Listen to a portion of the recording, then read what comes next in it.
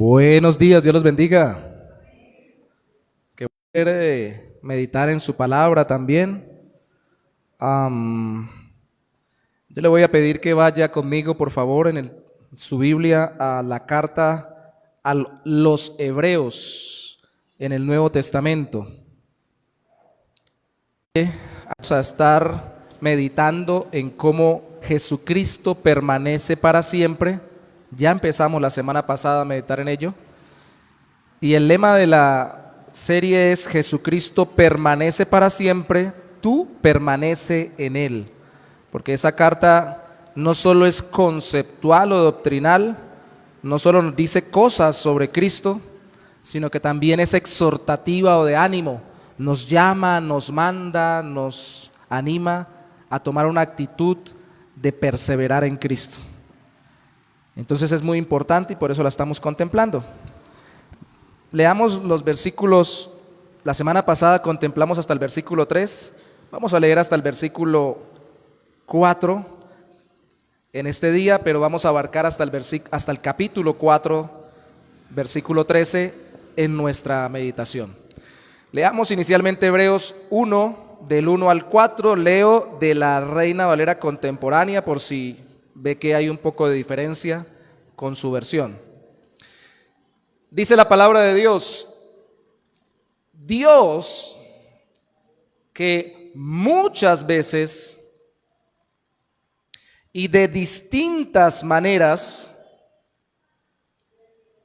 habló en otros tiempos a nuestros padres por medio de los profetas, en estos días finales nos ha hablado por medio del Hijo, a quien constituyó heredero de todo y mediante el cual hizo el universo.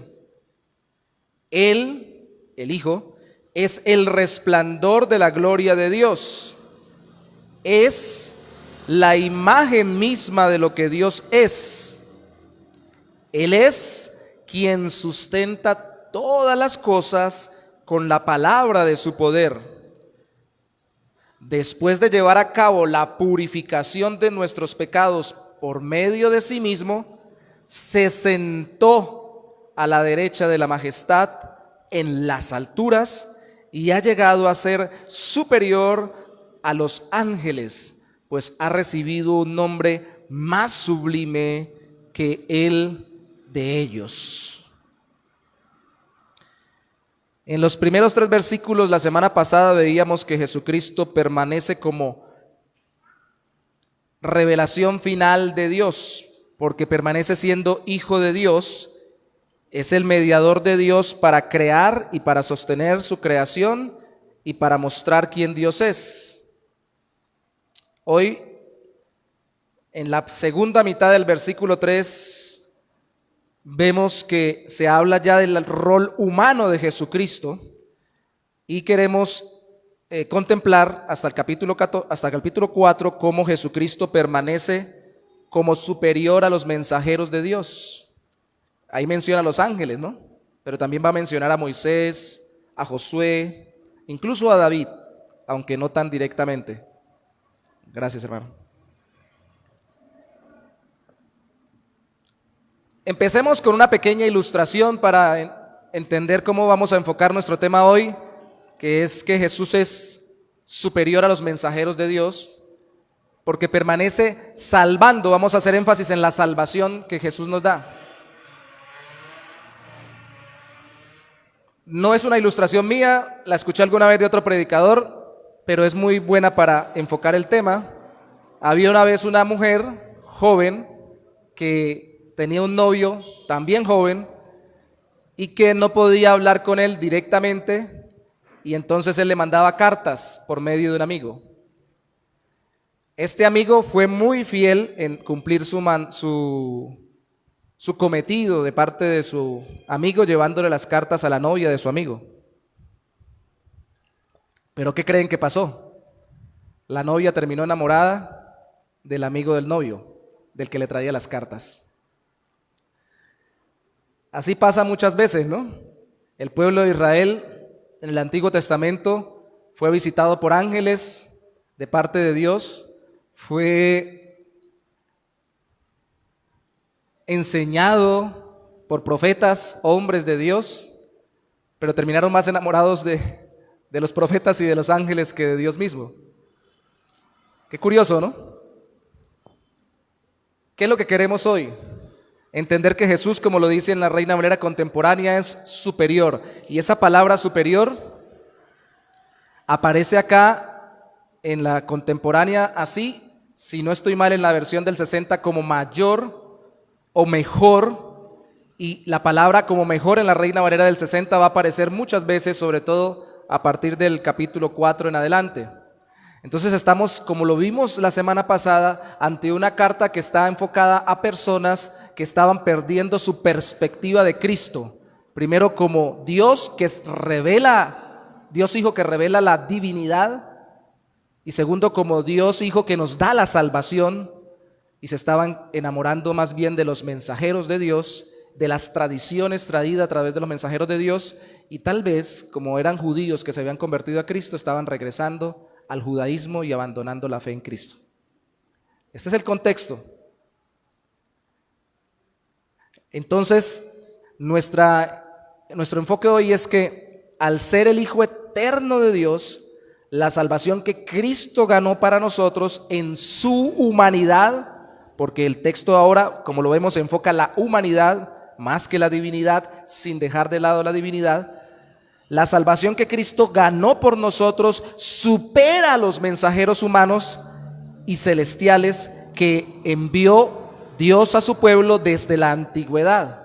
Cristo en su humanidad supera a los mensajeros de Dios en la antigüedad. Cristo es superior a ángeles, profetas y patriarcas, porque Cristo nos da la salvación que ellos vinieron a anunciar que Él nos daría. Él es el Salvador. ¿Claros hasta ahí? Cristo más grande, superior. Si solo se graba una cosa, grábese que es superior, ¿cierto? Superior. ¿Y sobre quiénes nos dice esta carta que Cristo es superior? Para enseñarnos cómo es que es, como lo dice en una parte, esta salvación tan grande, la que nos da Cristo. Nos dice que es superior a los ángeles, nos dice que es superior a Moisés y nos dice que es superior a Josué. Esto de Josué pareciera no estar tan claro, pero lo vamos a ver al final en los últimos versículos del capítulo 4 que veremos hoy. Vuelva a leer conmigo, por favor, capítulo 1, versículo 3. De la mitad hacia abajo, dice: después de llevar a cabo la purificación de nuestros pecados por medio de sí mismo, se sentó a la derecha de la majestad en las alturas, y ha llegado a ser superior a los ángeles, pues ha recibido un nombre más sublime que el de ellos. Yo no hice tanto énfasis en mis apuntes sobre el nombre de Dios, pero si ustedes se dieron cuenta, en una de las canciones hablamos mucho del nombre de Dios. El Antiguo Testamento habla mucho del nombre de Dios, y algunos se pierden pensando en las letras del nombre de Dios o en la forma de pronunciar el nombre de Dios y no en lo que representa el nombre de Dios. Cuando algo tiene nombre en la Biblia, como en las culturas antiguas, es porque existe, es real, tiene características, es alguien que se comunica, alguien vivo, por eso se le da nombre y por eso tiene nombre. En el caso del nombre de Dios, significa que es aquel que existe por encima de todos los que existen, por eso su nombre es sobre todo nombre.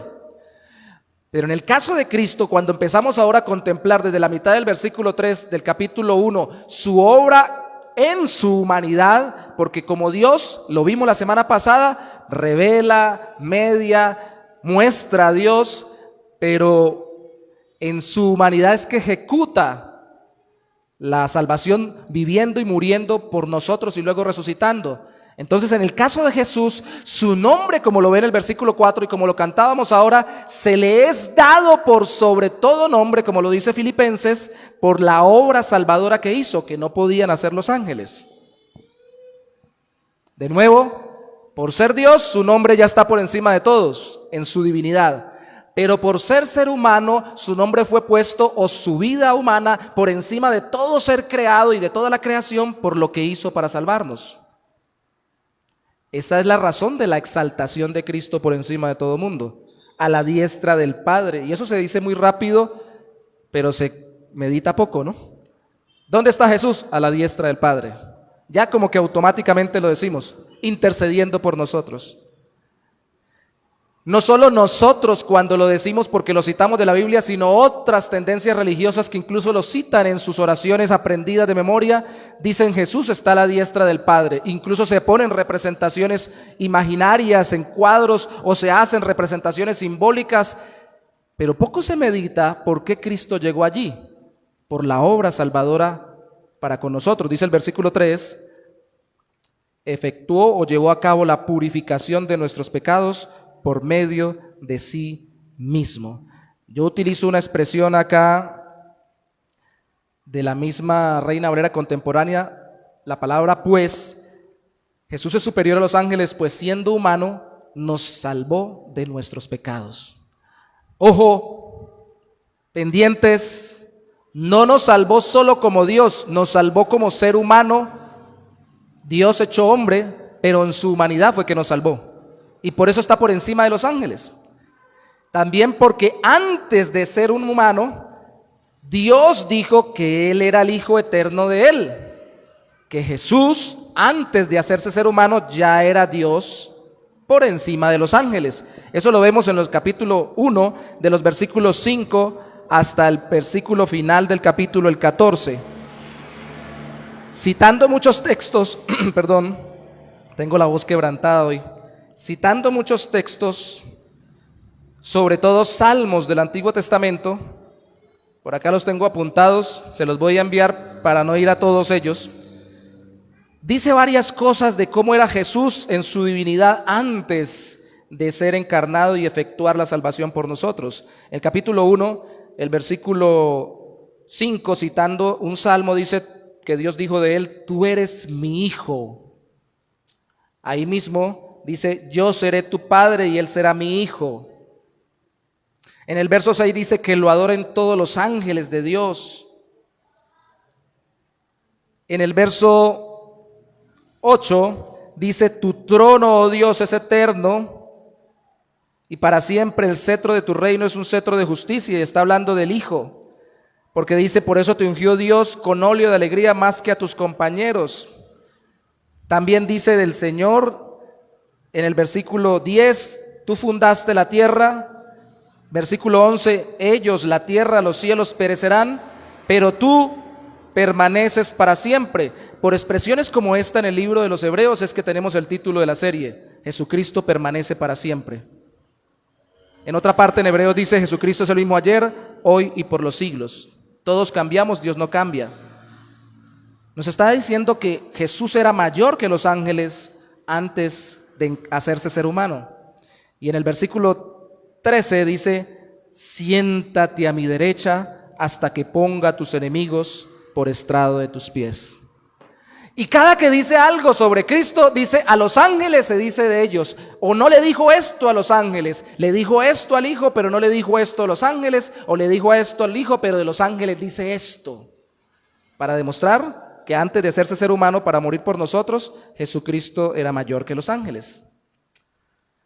No solamente es mayor que los ángeles por la obra en su humanidad para salvarnos, sino porque era Dios junto con el Padre antes de encarnarse para salvarnos.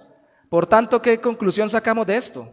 No estoy terminando el sermón, pero este es mi punto más denso, así que quiero sacar una conclusión antes de pasar al segundo punto y al tercero. ¿Qué hay que hacer? ¿Qué hacemos con esto? ¿Recuerdan en Hechos de los Apóstoles capítulo 2 cuando vino el Espíritu Santo en Pentecostés? ¿Qué dijo la gente?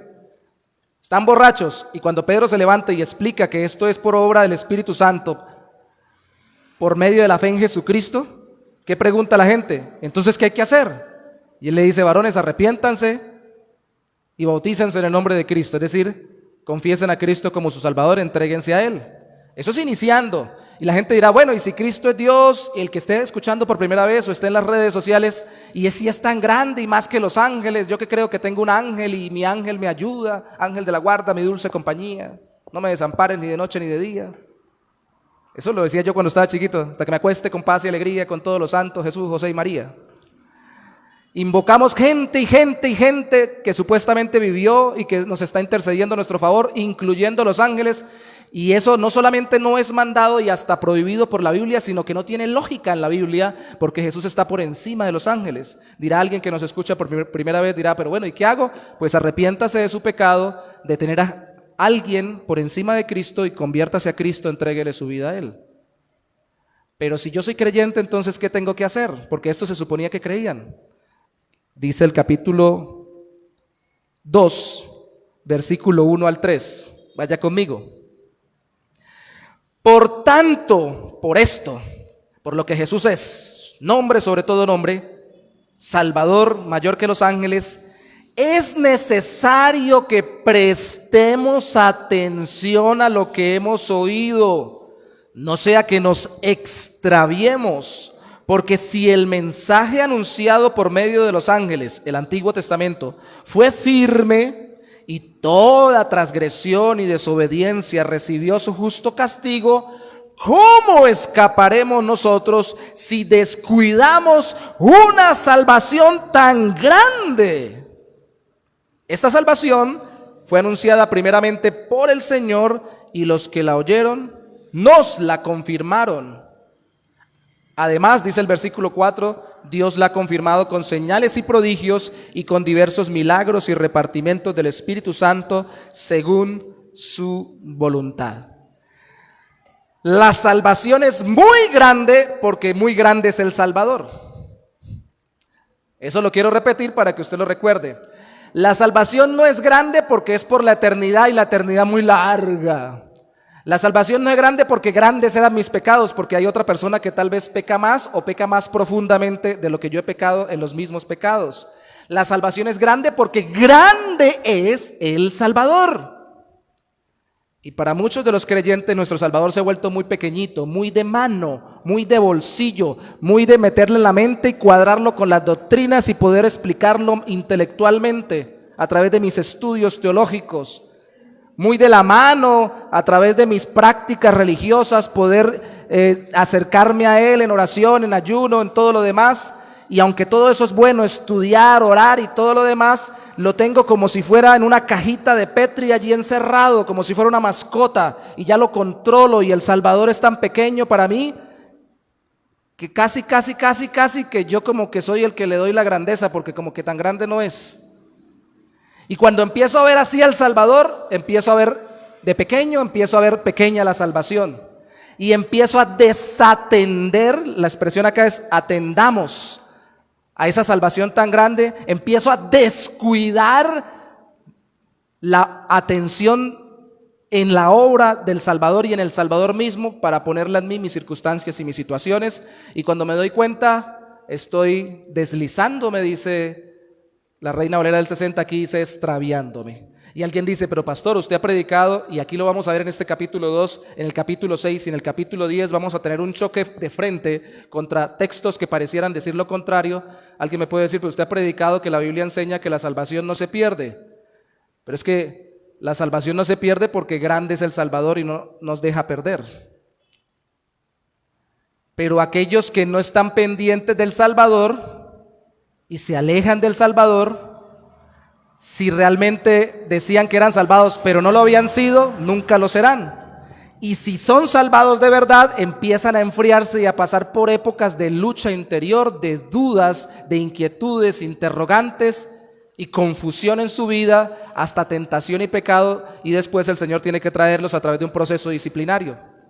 Entonces, esto de no descuidar, desatender la mirada en el Salvador, no es solamente para los que no se han convertido de verdad y parezca que son convertidos, es para los creyentes, como lo veremos en el capítulo 6 y en el capítulo 10, que dejan de estar pendientes del Salvador y de la obra de salvación, y por ello se enfrían, se desaniman, se distraen, se desvían. Así se extravían solo temporalmente en algún pecado y vuelvan de nuevo porque son rebaño del Señor, les pasa. Como oveja descarriada a la cual el Salvador tiene que ir a partirle la patica y volverla a traer, para que no se siga saliendo. ¿Sí me explico? O sea que no piense usted, mi hermano, que ya conoce al Señor y que tiene tiempo en el Señor y que ya entiende todas las doctrinas de la salvación y se sabe todo el asunto y ya ha tenido práctica en el Señor, en las doctrinas, en la iglesia, en la comunión, el evangelismo y una cantidad de cosas. Esto es para los recién convertidos o para los que están ahí que no entienden que el Señor los salva. Esto es para todos. Porque en una iglesia hay creyentes verdaderos y hay personas que parecen creyentes pero no. Y los que no son creyentes verdaderos deben escuchar el evangelio para que se salven. Y los que lo son, deben escuchar el evangelio para que no se desvíen, así sea temporalmente, ni se desanimen, ni se confundan. ¿Me explico? Estoy gritando mucho.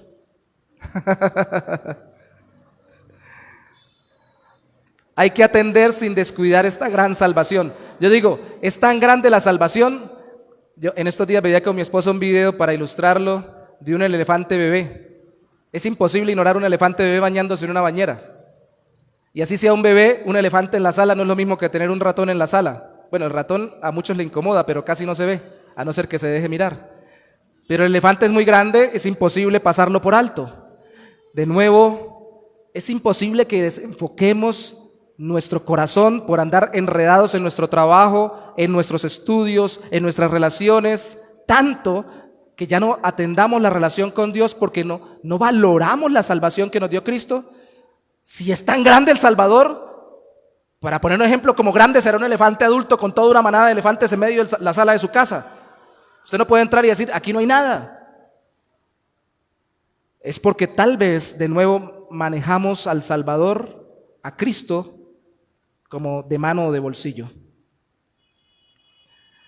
¿Qué tenemos que hacer? Atender, no descuidarnos, porque Él es mayor que lo que anunció los ángeles. Ya lo vimos. Si los ángeles anunciaron algo para el pueblo de Dios, anunciaban para que luego se cumpliera en Cristo. Y si eso tuvo recompensa para quienes lo seguían y castigo para quienes no, imagínense para los que no quieren estar atendiendo el mensaje del evangelio de la obra de Cristo. Además, porque esa gran salvación fue confirmada con señales, y esas señales no la obraron ángeles. En la Biblia ángeles obran milagros, en el Antiguo Testamento, en el Nuevo Testamento, hasta Apocalipsis aparece Dios a través de ángeles haciendo cosas, incluyendo la interpretación que usted tenga del Apocalipsis y todo para el futuro o algo para el presente. Hay ángeles que están interviniendo allí sobrenaturalmente. Pero esto no lo hizo ni siquiera un ángel. Esta salvación para creer en Cristo la obró Dios mismo con la presencia de su Espíritu Santo en su corazón. A ver, hermanos, de nuevo, porque esto lo dice el autor. Ya aquí tenemos el ejemplo del elefante, ese es de Yorley capítulo 1 versículo 7. Pongamos el ejemplo del autor de la Biblia, Hebreos, un ángel. Si a usted se le aparece un ángel, se le manifiesta como se ve en el Antiguo Testamento en medio de la sala, ¿usted lo va a pasar por alto? Si lo ve como lo vio Isaías, con 6 alas, o si lo ve como lo vio Daniel, que cayó bajo los pies de él por el impacto de la presencia del mensajero de Dios. Pero es que es más grande que esos. Y aquí voy al misticismo, a combatir el misticismo, porque esperamos cosas como esas. Lo dije la vez pasada, lo repito hoy y lo repetiré hasta el final. Para poder animarme en Dios estoy esperando a que venga, no sé, venga un ángel y me pegue con un ala, para que diga, mira, el Señor te salvó. Ay, gloria a Dios. Es el Espíritu de Dios más grande que el ángel y está en mi corazón, y es Cristo más grande que el ángel y murió por mí. Descuidarme de enfocar mi atención en la obra salvadora de Cristo hace que me desanime y esté esperando ese tipo de cosas, que alguien llegue y me empuje. Como dijo alguna vez un predicador,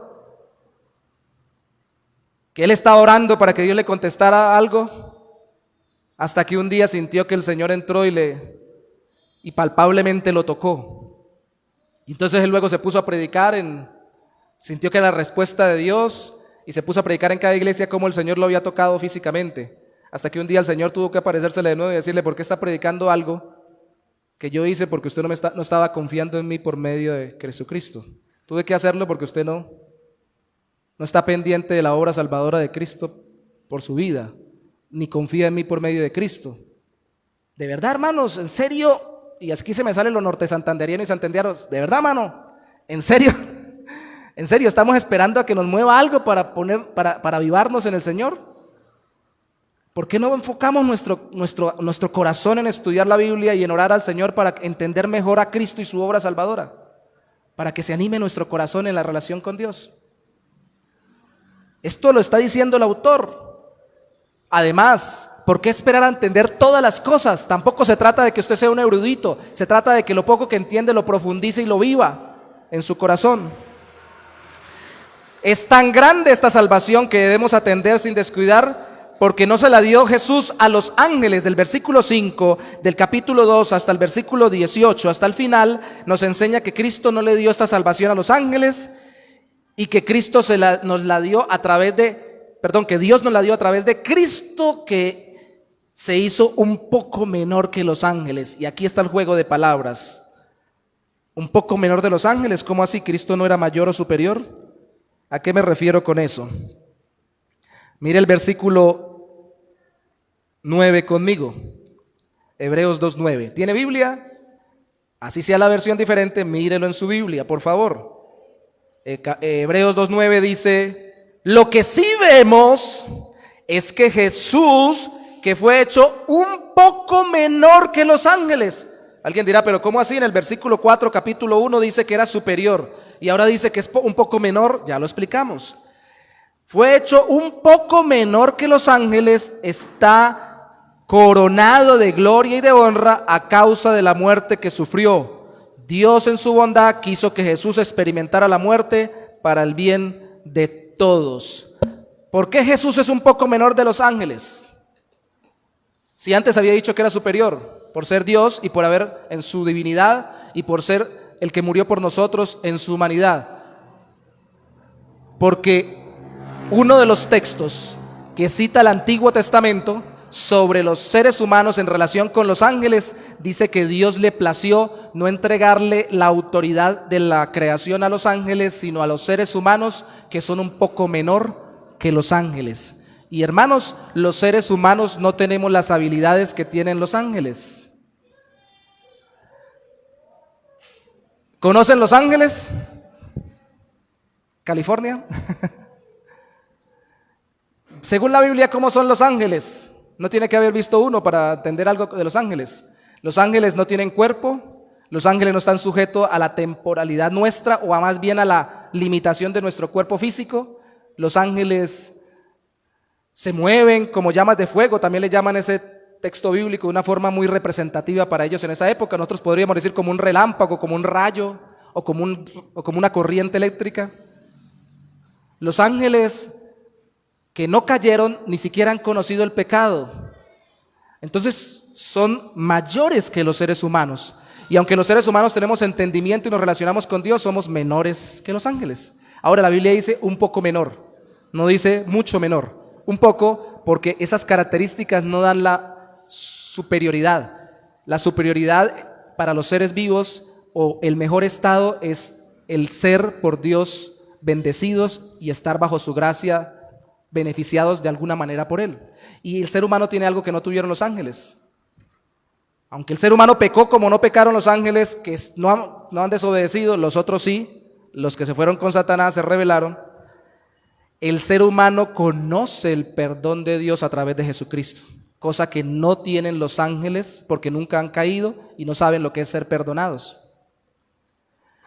Entonces, por eso, como los seres humanos son un poco menor que los ángeles, aquí se dice que Jesús fue hecho un poco menor que los ángeles. ¿Qué quiere decir esto? No que sea menor que ellos, sino que fue hecho un ser humano. ¿Me explico? ¿Seguro? Superior, un poco menor. Superior por ser Dios y salvarnos con su obra en la cruz. Un poco menor por ser un ser humano, porque los seres humanos son poco menor que los ángeles. ¿Claros? ¿Seguro? ¿Y qué tiene que ver esto? Pues bueno, que tuvo que ser Cristo voluntariamente expuesto a hacerse menor, a rebajarse a la humanidad y a despojarse de sus privilegios sin despojarse de su esencia divina, despojarse de sus privilegios como Dios y solo en ese proceso humillarse, haciendo el Creador, haciéndose como criatura, para salvarlo a usted y a mí. Incluso humillarse por debajo de los ángeles para luego quedar por encima de los ángeles por ser nuestro Salvador. ¿Se dan cuenta cuánto es el amor de Cristo Jesús para salvarnos? Y eso lo dice Filipenses capítulo 2. Usted lo puede leer, lo leía Michael antes de la canción. De nuevo, ¿qué es lo que está pasando?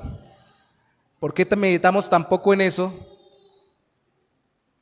¿Y por qué tan poco reflexionamos en la obra y la vida de Cristo?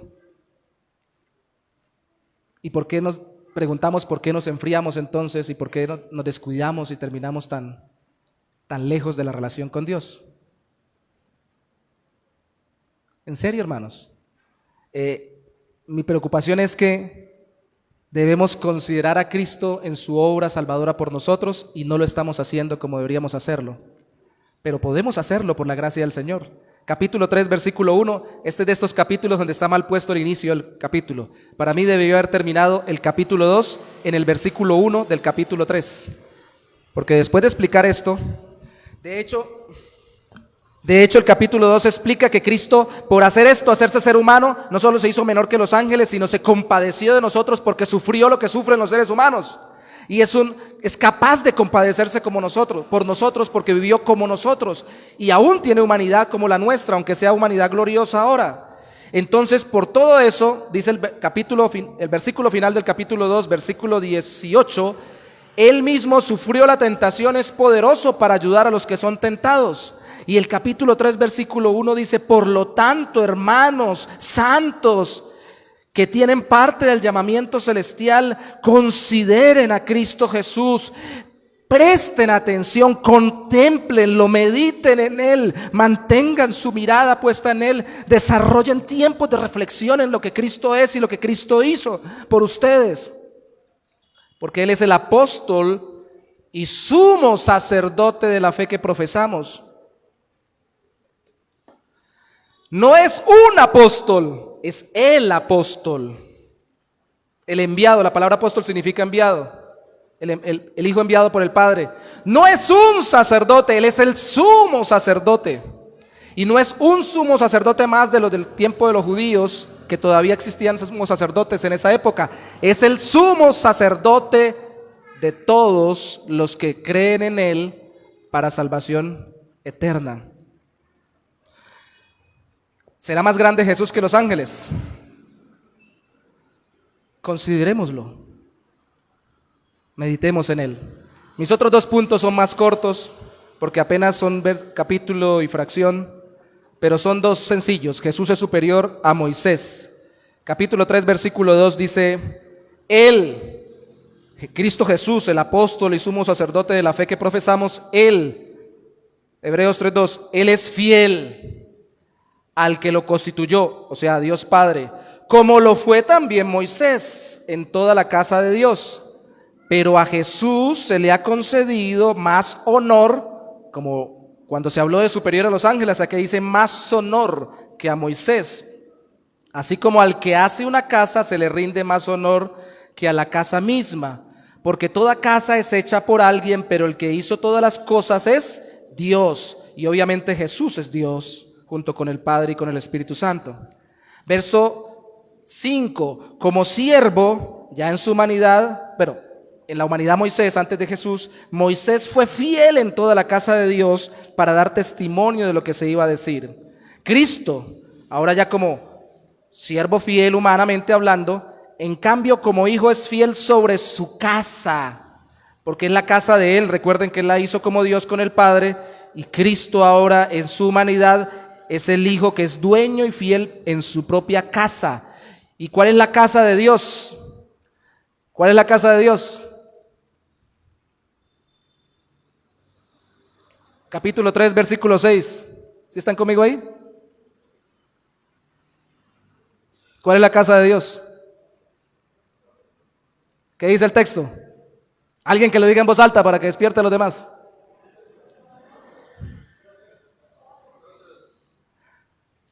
¿Qué dice ahí? Nosotros, los que creímos en Cristo, ¿no? Pero hay un condicional. Sí, mantenemos la confianza firme hasta el fin y nos gloriamos en la esperanza. Jesús es superior a Moisés porque Jesús es el fiel hacedor y heredero por ser hijo de la casa de Dios. Pero la casa de Dios es el pueblo de Dios, la gente, no las cosas, no el templo. Los que estuvieron conmigo ahorita en la clase lo vieron conmigo y lo recordamos. Podemos reunirnos debajo de un palo de mango, puede ser uno de mamón, también es grande. Cualquier palo grande que nos dé sombra, si somos muchos. El asunto es que nos podemos reunir donde sea, incluso al sol, a la intemperie, bajo la lluvia, bajo el sol. Somos la casa de Dios los que creemos en Cristo y tenemos el Espíritu Santo de Dios. Pero tenemos que tener una cosa, los que somos casa de Dios, de acuerdo al capítulo 4 que dice que Él es el hacedor de nosotros y Él es el heredero, dueño de nosotros como casa de Dios. Dice, mantenernos firmes en la confianza hasta el fin y gloriarnos en la esperanza. De nuevo, Hebreos siempre va a decir lo mismo. Contemplen, consideren, miren a Cristo. Ahora manténganse firmes, esperen en Cristo. Si ustedes son casa de Dios, porque si no lo hacen, les va a pasar todo lo que termina diciendo el capítulo 3, que pasó con los del pueblo de Israel en el Antiguo Testamento. ¿Qué les pasó al pueblo de Israel en el Antiguo Testamento? Se los resumo del versículo 6 al versículo 19. En el capítulo 3, lo que dice es que ellos se endurecieron y se apartaron. Se endurecieron y se apartaron. ¿Por qué lo estaba diciendo el autor? Porque había gente que se estaba endureciendo y apartándose de la fe en Cristo y estaba regresando al judaísmo.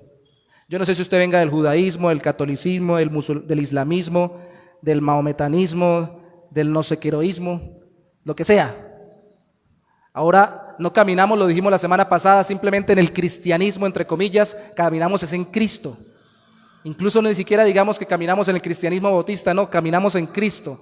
Pero de todo donde usted venga, si usted se descuida de enfocarse en Cristo porque se distrae mucho por todo lo que tiene que hacer en esta vida y no le da tiempo para considerar a Cristo, meditar en Cristo, reflexionar en Cristo, atesorar a Cristo, la obra salvadora de Cristo, mantener su confianza en Cristo, esperar hasta la eternidad la recompensa en Cristo después de esta vida, pues va a ver cómo se va, según la Reina Valera del 60, deslizando, o como dice la Reina Valera contemporánea, extraviando. Y cuando se da usted cuenta, está volviendo a donde antes estaba.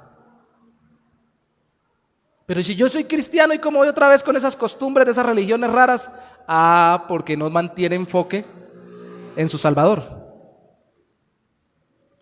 Está tan distraído en su trabajo, en su estudio, en su salud, en el chivo, en el gato, en el garabato, en los recibos, en esto, en aquello, en lo otro, y nunca medita en Cristo y su obra salvadora, y por eso cuando se da cuenta está muy lejos del Señor. Yo se los he dicho, a veces uno lo ve en la misma iglesia, en lo mismo congregarnos como iglesia, en Cúcuta, aquí no, hermanos, de todas formas voy a estar pendiente de eso.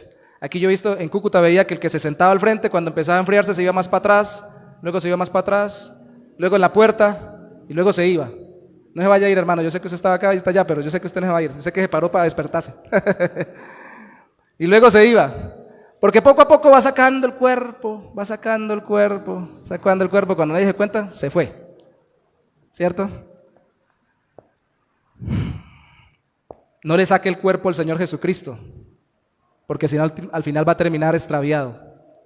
Y no estoy diciendo si usted es un verdadero o no verdadero hijo de Dios, eso lo sabe el Señor y le debe dar testimonio a su corazón. Estoy diciendo que si es verdadero hijo de Dios, como dirían en mi tierra, va a llevar del tableado en un mundo, volviendo atrás, practicando religiosamente cosas que no son de Cristo, o viviendo en una mundanalidad que está lejos de lo que Cristo enseña. Y si es un verdadero cristiano, el Señor lo va a traer, pero lo va a traer como lo tenga que traer. Ni siquiera a la iglesia, a Él, y luego a la iglesia. De nuevo, esta carta es muy exhortativa. No sé si lo han notado. Hay dos palabras que resalta el autor de la carta sobre lo que cita del Antiguo Testamento, basado sobre todo en números y en los salmos. Específicamente en el Salmo 91 y en números, si no recuerdo mal, 12 o 14. Y es que cuando ellos renegaron delante de Moisés, siendo Moisés tan grande para ellos, Moisés el varón que abrió el mar, Moisés el varón que Dios utilizó para enviar las plagas sobre el pueblo de Egipto, nuestro gran libertador, y ahí estaban al rato renegando contra Moisés y queriendo que Dios lo quitara. Así que no piensen que esto es muy difícil. Cuando empezaron a endurecerse, empezaron a caer en incredulidad, empezaron a llevar de problemas y no confiaron en la promesa del reposo en la tierra prometida que Dios le dio a través de Moisés. Eso está en el capítulo 4, versículo 1 al 7. Estoy resumiendo bastante. Y como no confiaron en ese reposo, en esa entrada, es que ni Moisés entró. Ahora, Moisés terminó entrando después en cuerpo glorioso, o de alguna forma que nosotros no entendemos cómo se aparece ya con Cristo. Pero el caso es que está ahí cuando Cristo se transfigura, pero la verdad es que Moisés, según el relato bíblico, ve de lejos la tierra, porque Moisés, que había sido el más manso de la tierra, también termina incluso en un momento pequeño desobedeciendo a Dios. Y no hace que pierda su eterna salvación en Dios, pero hace que pierda beneficios o bendiciones acá en la tierra. Y la vida, cuando yo me voy endureciendo y descuidando de mi relación con Dios, se va volviendo dura, me voy volviendo más duro. Entre más dejé de orar, más difícil me es volver a orar. Entre más dejé de leer la Biblia, más difícil me es volver a leer la Biblia. Entre más dejé de congregarme, más difícil me es volverme a congregar. Pongo peros para todo. Yo sí voy a orar un día de estos. Voy a buscar al Señor un día de estos. Y algunos dicen, ahí cuando ya esté por morirme, Señor me va a dar el tiempo para arrepentirme y buscar de Él. ¿Y quién dijo que lo va a tener? Por eso otra palabra que resalta no solamente endurecimiento, sino que resalta que el salmista, que el autor de Hebreos dice que es David, en el Salmo 91 resalta que es el día hoy. Hoy no endurezcáis vuestros corazones. Y ese hoy es el trampolín entre Moisés y Josué. Para ellos hoy era confiar en Dios en medio del desierto, de que iban a tener un reposo mañana cuando entraran a la tierra prometida. Como dejaron de contemplar la obra de Dios que los había salvado, entonces desconfiaron, se extraviaron y no entraron. Pero para el salmista hoy era la época del rey David y les estaba diciendo, hoy tampoco se endurezcan sus corazones. Y para el autor del Hebreos está diciendo, hoy no endurezcan sus corazones, como dijo David en su tiempo, hoy, para que como pasó en el tiempo de Moisés, en ese hoy no se endurezcan. Y yo lo traslado a un cuarto hoy no se endurezcan sus corazones, no dejen de estar pendientes en el Señor Jesús, mediten en Él, porque hoy es el día de salvación para quien no está salvo, y hoy es el día de avivamiento y de reconciliación y de restauración y de mejoramiento de la relación con Dios para el que está frío sin caminar en el Señor. Al final no solo fue Moisés que menospreciaron, fíjese capítulo 4, siendo Jesús superior a Moisés, también podemos hacer nosotros lo que hicieron con Moisés, sino también a Josué. Bueno, Moisés no nos dio la tierra prometida, el descanso que queríamos de tanto trajinar y de tanto desierto, pero sí nos las dio Josué. ¿Y qué hicieron con Josué? ¿Qué pasó con Josué? Verso 8 del capítulo 4.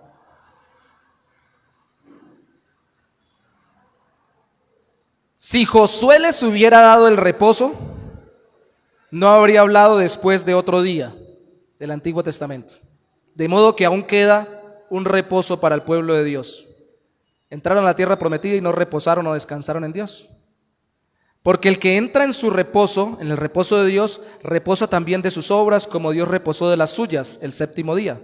Lo veíamos hace un rato en la escuela dominical. Y esto significa que ahora descansa su alma en Dios. Venid a mí todos los que estéis trabajados y cargados, dijo Cristo, y yo les haré. Eso quiere decir que no vuelven a trabajar. Sí siguen trabajando, pero sus almas descansan del trajín y de la carga del mundo, porque descansan en la obra salvadora y reconciliadora de Cristo. Termine de leer conmigo. Procuremos pues entrar en ese reposo para que nadie siga el ejemplo de los que desobedecieron. La palabra de Dios es viva y eficaz y más cortante que toda espada de 2 filos, pues penetra hasta partir el alma y el espíritu, las coyunturas y los tuétanos, y discierne los pensamientos y las intenciones del corazón. Nada de lo que Dios creó puede esconderse de Él, sino que todas las cosas quedan al desnudo y descubiertas a los ojos de quien tenemos que rendir cuentas. Les explico esto final. Uno diría, ¿por qué está ese texto ahí? Parece que está raro, está mal metido. Incluso algunos lo citamos, ¿no? Yo me acuerdo cuando yo estaba empezando en el Evangelio, nos enseñaban a orar con mímicas, entonces, y la espada del Señor, porque la palabra de Dios es más cortante que toda espada de dos filos y penetra hasta partir las coyunturas y los tuétanos, discierne los pensamientos y las intenciones del corazón. Se lo aprende uno de memoria, pero ¿eso qué quiere decir? Sencillo, sencillo. Deje de decir que usted reposa en el Señor si no medita en Cristo. Y deje que la palabra le muestre que si usted no está enfocado en Cristo, que quede descubierto su corazón por la palabra que acabamos de leer, de que tiene que ahora enfocarse en el Señor. Porque usted dice, voy para el cielo, pero como dicen por ahí, va llorando.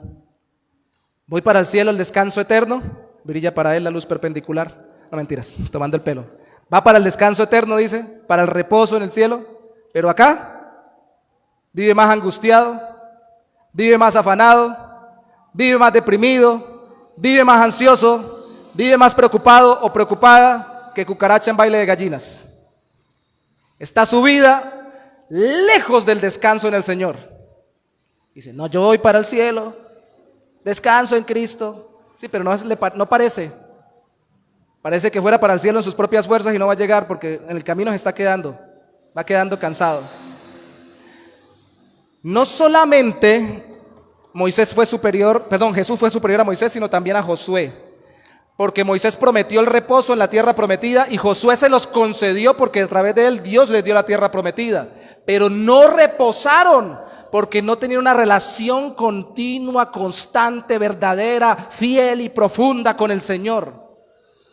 No es decir soy cristiano, no es simplemente asistir a la iglesia. No es decir simplemente, yo voy para el cielo porque Cristo murió por mí y gloria a Dios, y así es, el Señor lo sabe y le dará testimonio en su corazón. Pero ir tan mal que llega de puro rebote, como dijo Pablo en una de sus cartas, pasa como por entre el fuego. O sea, como diríamos nosotros coloquialmente en nuestros estudios aquí en Colombia, pasa pero raspando.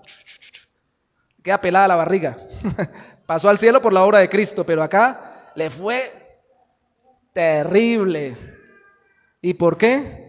Por no considerar, meditar, profundizar en la superioridad de Cristo a los ángeles, a Moisés, a Josué y a todo sistema religioso que usted ha vivido, a toda ideología mundana que le han dado. Estar pendiente de Cristo, dejar que la palabra le recuerde que tiene que hacerlo. Mi temor es este: leer la Biblia y que no seamos leídos por la Biblia. Leer de Dios y que no sintamos que Dios nos habló. Escuchar una predicación y decir, ese tema chuleado, yo ya lo conocía, y que no nos hable el Señor a nuestro corazón. Salir de este lugar y seguir viviendo igual, y cuando alguien nos vea, parecieran más cristianos, más en reposo y en descanso, los que no conocen a Cristo y los que no van para el cielo, que nosotros mismos. ¿Dónde está el reposo? ¿Dónde está el descanso? ¿Dónde está la relación con Dios? ¿Dónde? Ahí mismo donde usted lo dejó, en la comunión con el Señor. Vuélvalo a buscar. Vuélvalo a buscar allá en el cuarto donde usted oraba, en el momento de la noche o la madrugada donde lo buscaba. Ahí de donde salió corriendo por atender un problema, por solucionar una situación, buscar un recurso o salir a trabajar, vuélvalo a buscar ahí mismo. Vaya, corra al Señor para restaurar su vida y su relación con Él, para que tenga descanso para su alma, ahora y no solamente en la eternidad. Y si no lo han encontrado, búsquenlo ahora, encuéntrenlo ahora. No es decir, creo en Cristo, es tener el reposo y el descanso en el Señor. Mire a Cristo para que sea salvo. Pregunto, para concluir, ¿atiendes sin descuido a tan grande salvación dada en Cristo, considerándolo en su sufrimiento humano para salvarte, siendo Él el Hijo de Dios? ¿Está atendiendo la salvación considerando a Cristo y su obra salvadora? ¿Alimentas la confianza y la esperanza en la vida después de la muerte en Cristo para no endurecerte ni desanimarte ni dejar de descansar ahora en Él? ¿O alimentas cualquier cosa menos tu relación con el Señor, menos tu confianza en Él y tu esperanza en Él? Concluyo diciendo, ningún ángel ni ningún profeta puede reemplazar a Cristo, nuestro Salvador, porque Cristo es Dios y vino no solamente a darnos el mensaje de Dios, sino a salvarnos. Así como la novia de la ilustración, ¿recuerdan al principio? Debió entender que el muchacho no reemplazaba a su novio. No termina usted enamorado del mensajero, en vez de aquel que le envía el mensaje, de Cristo Jesús. Ningún ángel, ningún profeta lo salvó a usted o murió para salvarlo. Ni le va a dar descanso hoy, ni en la eternidad. Solo Cristo permanece para siempre, salvándonos como Dios, porque es superior a los mensajeros de Dios. Póngase sobre sus pies, por favor, para terminar.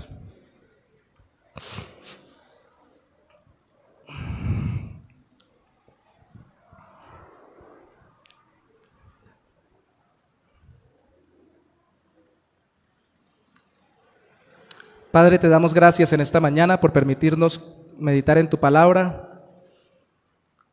No sé, Señor, nunca alcanzamos a entender cuán profunda es la obra salvadora de Cristo, pero tampoco nunca debemos de caer en el contemplarla y meditarla, porque por la eternidad se cantará el Cordero inmolado que murió por nosotros, que siendo Dios se hizo hombre y padeció, haciéndose un poco menor que los ángeles, no para salvar a los ángeles, para salvarnos a nosotros, no simplemente para ser fiel como un Moisés, como un Josué, sino para administrar nuestra vida como pueblo, como casa de Dios, y darnos un reposo no solo en la eternidad, en la tierra prometida nuestra, que es la vida después de esta vida, sino también ahora darnos descanso. Ayúdanos a orar por esto, a buscarte en esto, Señor. Mi corazón recuerda que todas las veces que he estado más afanado, ansioso, atribulado, angustiado, decaído, desanimado, es cuando menos te he contemplado y menos he meditado, considerado a Cristo como mi Salvador. Esto no es un ejercicio meramente intelectual, es la vida del creyente, para ahí sí salir a trabajar, relacionarse, enfrentar 1001 problemas con el descanso en Dios, con el reposo en Cristo. A veces pensamos que descansar es solo no hacer nada. Si tan solo dejara de trabajar, si me pensionara anticipadamente, si no tuviera que trabajar más, si no tuviera que lidiar más con estos problemas, si ya tuviera todo pago y no tuviera que buscar dinero, si ya mi esposa, mi esposo, mis hijos cambiaran y no tuviera que soportarlos, si ya el gobierno cambiara, si ya el mundo fuera distinto. Mentiras. El reposo está en ti, que eres el mismo ayer, hoy y por los siglos. En tener una relación más profunda contigo en medio de este mundo tan convulsionado, eso nos da paz. Mi paz os dejo, mi paz os doy, no os la doy como el mundo la da. Eso dijo nuestro Señor. Así que ayúdanos, oh mi Rey, ayúdanos a entenderlo, recordarlo y vivirlo. No sé qué esté pasando mis hermanos, no sé qué tan angustiados estén, no sé qué estén pasando aquellos que incluso todavía nos hayan entregado a Cristo, pero solo sé que en Cristo los unos y los otros encuentran reposo eterno y temporal también en esta vida. Así que te damos gracias, te pedimos nos ayudes a descansar en Cristo, en su obra salvadora, en el nombre mismo de Él. Amén y amén. Dios los bendiga.